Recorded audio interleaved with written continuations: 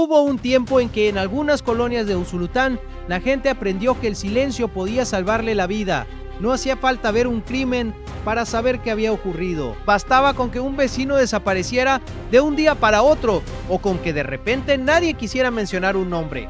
Todos entendían el mensaje sin necesidad de hacer preguntas. En uno de esos lugares existía un terreno cubierto de maleza al que muchos conocían simplemente como la taquera. Desde fuera no llamaba la atención. No había nada que hiciera pensar que aquel sitio guardaba una historia de sangre. Sin embargo, durante años fue recordado por quienes sabían que allí había ocurrido un asesinato que permaneció sin resolver durante demasiado tiempo. Aquel crimen parecía destinado a perderse entre tantos otros expedientes abiertos en aquellos años. La comunidad guardó silencio, las investigaciones avanzaban con enorme dificultad y los responsables continuaban viviendo convencidos de que jamás tendrían que responder ante un juez. Pero más de una década después, la historia dio un giro inesperado. Uno de los hombres señalados como responsable terminó recibiendo una condena de 80 años de prisión. Lo curioso es que esa sentencia fue dictada mientras él seguía sin aparecer. Todavía hoy permanece prófugo. Y precisamente por eso este caso resulta tan llamativo, porque demuestra que aunque un criminal consiga escapar de una captura, eso no significa que también haya escapado de la justicia. Si te interesa conocer las condenas más importantes, las investigaciones que tardaron años en resolverse y las historias de los cabecillas que durante mucho tiempo sembraron el terror en El Salvador, suscríbete ahora mismo al canal. En este espacio analizamos cómo las autoridades han ido reconstruyendo casos que parecían imposibles de resolver y cómo muchos de esos responsables terminaron enfrentándose tarde o temprano a los tribunales. El protagonista de esta historia es Óscar Gonzalo Navarro Renderos.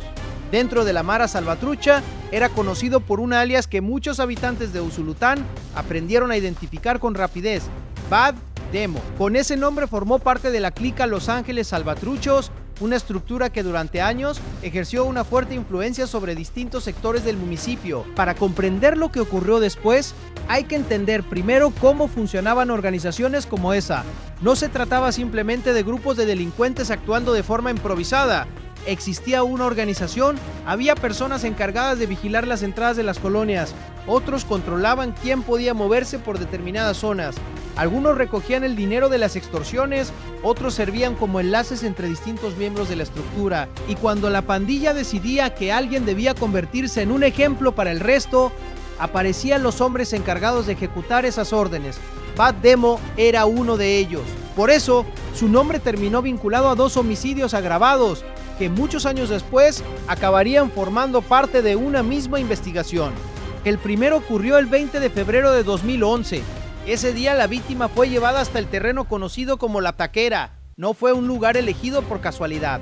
Quienes controlaban el territorio conocían perfectamente aquellos caminos, sabían cuáles permanecían casi desiertos durante buena parte del día, qué zonas ofrecían más posibilidades para escapar y dónde sería mucho más difícil que apareciera un testigo dispuesto a intervenir.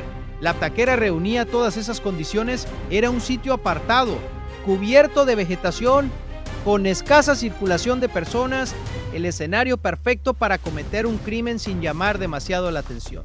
Allí fue asesinada la víctima. Después llegó lo que durante muchos años se convirtió en una escena repetida una y otra vez en distintos puntos del país. La familia comenzó a buscar respuestas.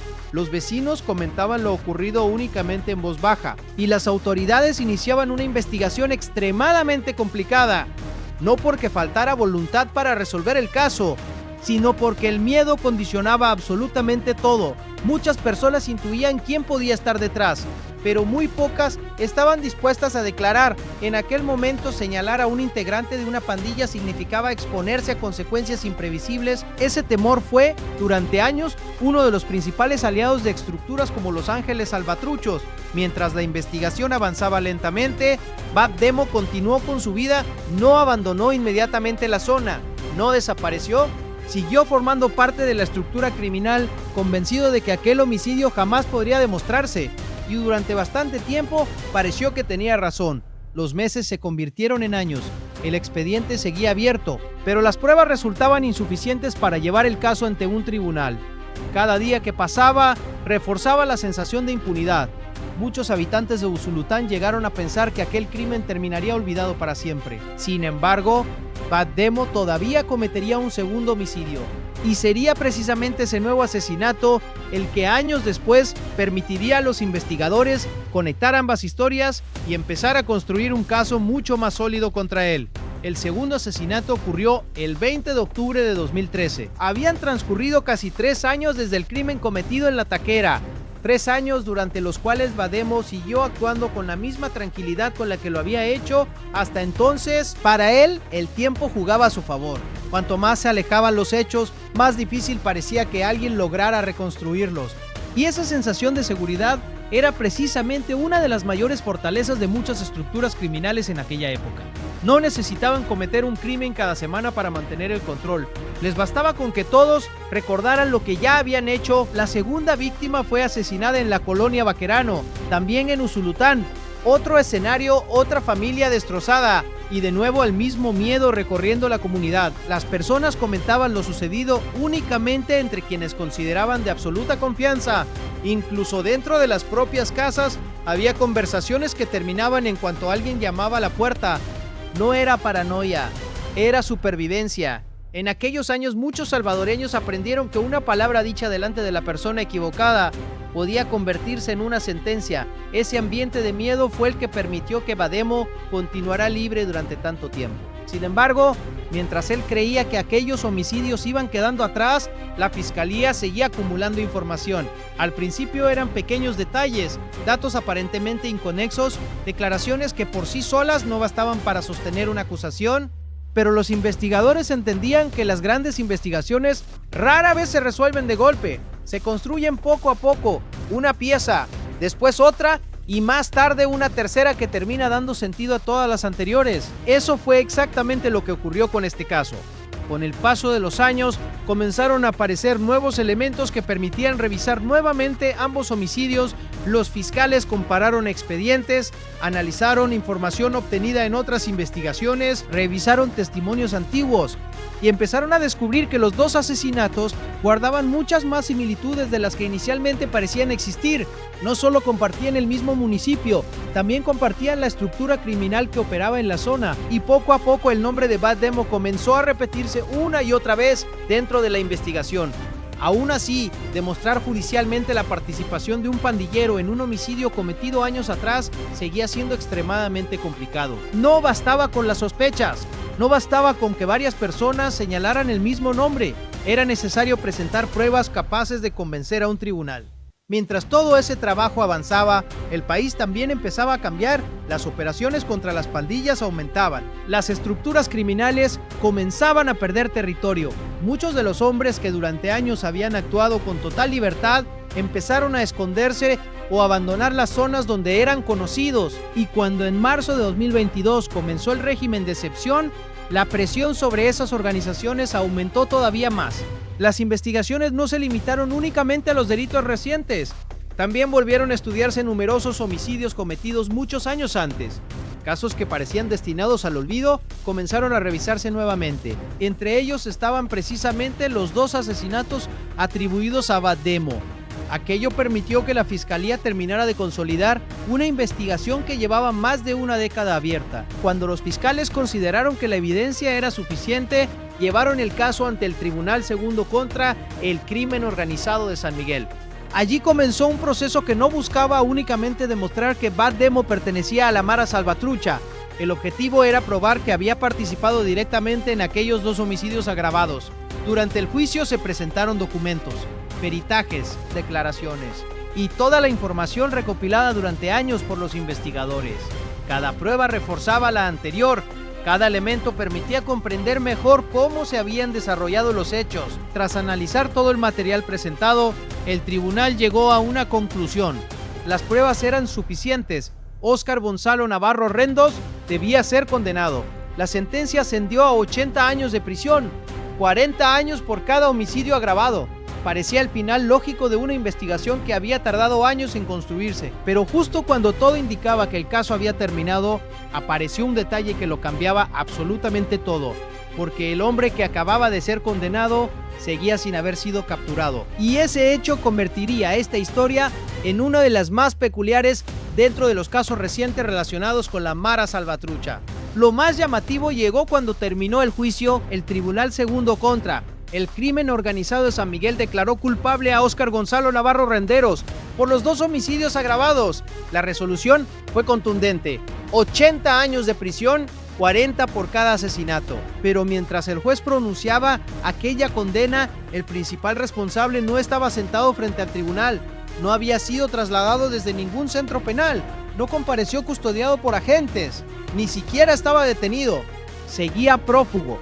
Y ahí es donde esta historia adquiere un significado mucho mayor. Durante años, muchos integrantes de las pandillas estaban convencidos de que si conseguían esconderse durante suficiente tiempo, también conseguirían dejar atrás sus crímenes. Pensaban que el paso de los años jugaría a su favor, que los testigos olvidarían, que las pruebas desaparecerían, que las investigaciones terminarían archivadas. Bad Demo creyó exactamente lo mismo.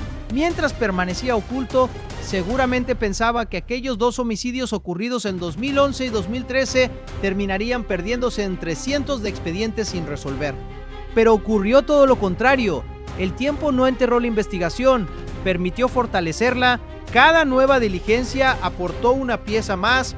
Cada declaración ayudó a reconstruir otra parte de los hechos, y cuando todas esas piezas terminaron encajando, la fiscalía presentó un caso lo suficientemente sólido como para obtener una condena firme.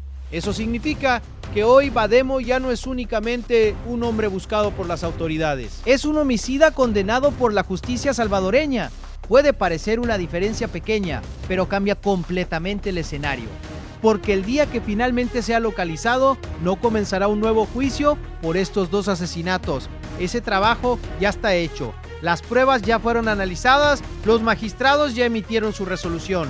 La condena ya existe. Lo único pendiente es ejecutar la captura para que esos 80 años comiencen a cumplirse. Y precisamente por eso, este caso sigue teniendo relevancia, porque demuestra que una investigación puede seguir avanzando incluso cuando el principal acusado permanece escondido.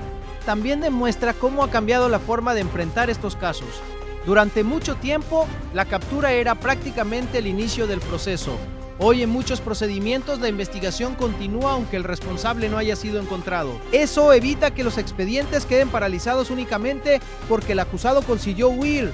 Y ese cambio ha permitido que numerosos homicidios cometidos hace más de una década terminen llegando finalmente ante los tribunales. Las autoridades mantienen activa la búsqueda de Bad Demo. Cada captura de integrantes de la misma estructura, cada allanamiento realizado en la zona, cada información recibida por los investigadores puede convertirse en el dato que termine revelando su paradero. Y si observamos lo ocurrido con otros cabecillas de la Mara Salvatrucha durante los últimos años, hay un patrón que se repite con frecuencia. Muchos consiguieron permanecer ocultos durante meses, algunos incluso durante años, pero tarde o temprano terminaron siendo encontrados. Unos aparecieron escondidos en viviendas rurales, otros intentaron mezclarse con familiares, algunos cambiaron constantemente de municipio para evitar ser ubicados. Sin embargo, la mayoría terminó cayendo cuando menos lo esperaba. Por eso, las autoridades insisten en que una fuga no significa el final de una investigación. En muchos casos, solo retrasa el desenlace. Mientras tanto, las familias de las víctimas han tenido que convivir durante años con una espera que parecía interminable. El asesinato ocurrido en La Taquera dejó una herida que permaneció abierta durante mucho tiempo. Lo mismo ocurrió con el homicidio cometido en la colonia Baquerano. 2 familias distintas, 2 tragedias separadas por casi 3 años y una misma sensación de incertidumbre. ¿Llegaría algún día la justicia? Hoy esa respuesta ya existe. Ninguna sentencia puede devolver la vida a quienes fueron asesinados. Eso nunca ocurrirá, pero al menos deja constancia de que aquellos crímenes no quedaron olvidados, que hubo una investigación, que se reunieron pruebas, que un tribunal analizó todo el caso y que el principal acusado fue declarado culpable. Ahora solo queda el último capítulo, la captura. Porque mientras Bad Demo continúe escondido, la historia seguirá incompleta. ¿Existe una condena?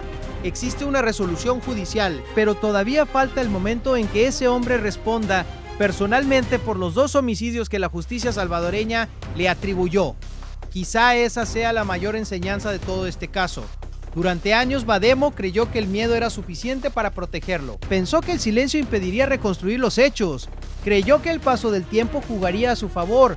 Sin embargo, ocurrió exactamente lo contrario. Los años permitieron fortalecer la investigación, las pruebas terminaron apareciendo, el juicio se celebró y hoy existe una condena firme de 80 años esperando únicamente el momento en que el prófugo sea localizado. Puede cambiar de escondite, puede intentar permanecer en el anonimato, puede retrasar durante algún tiempo su captura, pero ya no puede borrar una sentencia que quedó escrita para siempre, porque la justicia ya resolvió su responsabilidad. Ahora solo falta que las autoridades encuentren al hombre que durante tanto tiempo creyó que desaparecer era suficiente para escapar de las consecuencias de sus actos. Si quieres seguir conociendo las condenas, capturas y operativos más importantes contra las estructuras criminales de El Salvador, suscríbete al canal y activa la campana para no perderte los próximos casos. Y ahora dime en los comentarios, después de conocer toda esta historia, ¿crees que Vademo conseguirá seguir oculto o piensas que terminará siendo capturado igual que otros cabecillas de la Mara Salvatrucha?